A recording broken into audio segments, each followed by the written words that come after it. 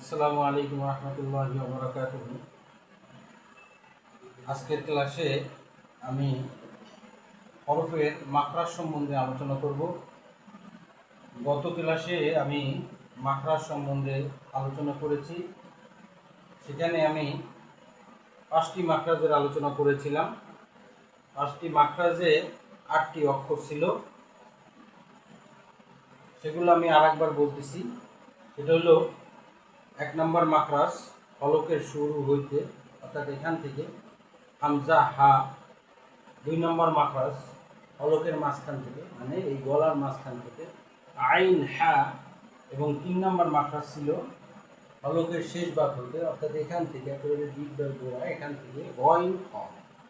4 নম্বর মাখরাজ ছিল জিহ্বার গোড়া তার বরাবর উপরের তালুর সাথে লাগাইয়া কফ।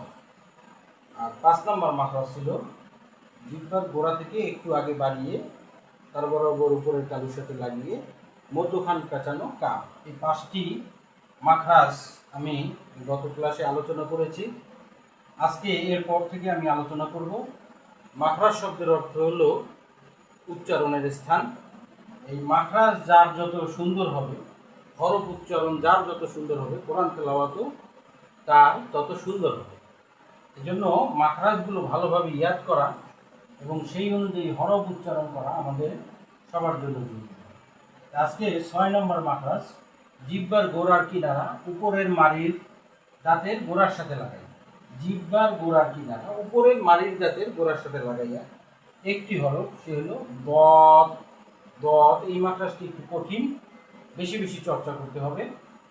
এরপরে 7 নম্বর মাখরাজ জিহ্বার মধ্যভাগ উপরের তালুর সাথে লাগাইয়া, জিহ্বার মাঝখান তার বরাবর উপরের তালুর সাথে লাগিয়ে চাপ দিয়ে 3টি হরফ জিম শিন ইয়া।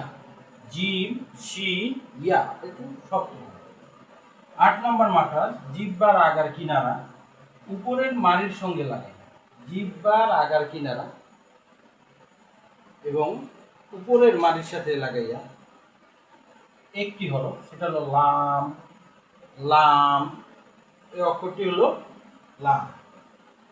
আর 9 নম্বর মাখরাজ হলো জিহ্বার আগা তার বরাবর উপরের তালুর সঙ্গে লাগাই। জিহ্বার আগা তার বরাবর উপরের তালুর সাথে লাগাইয়া একটি অক্ষর, সেটা হলো নুন। অক্ষরটির উচ্চারণ খুবই সোজা, নুন নুন নুন।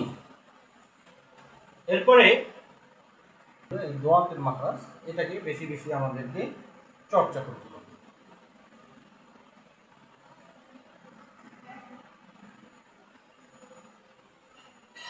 এরপরে 10 নম্বর মাখরাজ হলো জিহ্বার আগার উল্টো পিঠ তার বরাবর, জিহ্বার আগার উল্টো পিঠ তার বরাবর উপরের তালুর সঙ্গে লাগাইয়া একটি অক্ষর, সে অক্ষরটি হলো র। এই র অক্ষরটি উচ্চারণ মোটামুটি সহজ, কেন জিহ্বার আগার উল্টো পিঠ তার বরাবর উপরের তালুর সঙ্গে লাগাই। র র র। এখানে র বলতে জানো, র এরকম না, র র। এরপরে 11 নম্বর মাখরাজ জিহ্বার আগা সামনের উপরের 2 দাঁতের গোড়ার সঙ্গে লাগাই। জিহ্বার আগা সামনের উপরের 2 দাঁতের গোড়ার সাথে লাগাই। জিহ্বার আগা সামনের উপরের 2 দাঁতের গোড়া। ত দাল তা। ত দাল তা।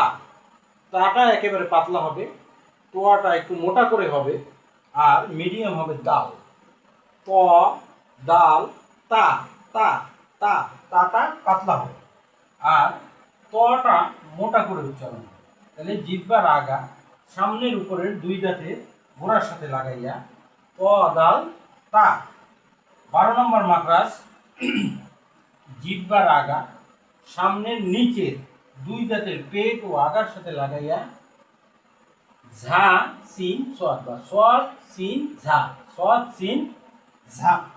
জিহ্বার আগা সামনের নিচের 2 দাঁতের, সামনের নিচের 2 দাঁতের পেট এবং আগা, পেট এবং আগা মানে উপরের দিকে, পেট এবং আগার সাথে লাগাইয়া 3টি হরফ, সেটা হলো সদ সিন ঝা।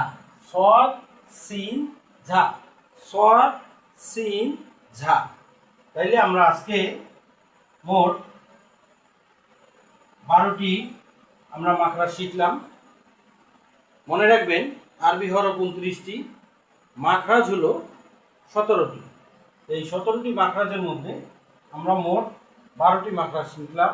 ইনশাল্লাহ আগামী ক্লাসে এর পরের মাখরাজগুলো ইনশাল্লাহ শেখানো হবে এবং তার সাথে সাথে অক্ষরের কিছু সংক্ষিপ্ত রূপ আছে, সেই রূপগুলো ইনশাল্লাহ আপনাদেরকে শেখানো হবে। এবং আমি আমার এই ক্লাসে কোরআন সহি শুদ্ধর সাথে কোরআনের তর্জমাও, বেসিক তর্জমা, যাতে আপনারা কিছু কিছু বেসিক তর্জমা করতে পারেন, তাও ইনশাল্লাহ শেখানো হবে। আল্লাহ রাব্বুল আলামিন সবাইকে তৌফিক দান করুক। ওমা তৌফিকি ইল্লা বিল্লাহ।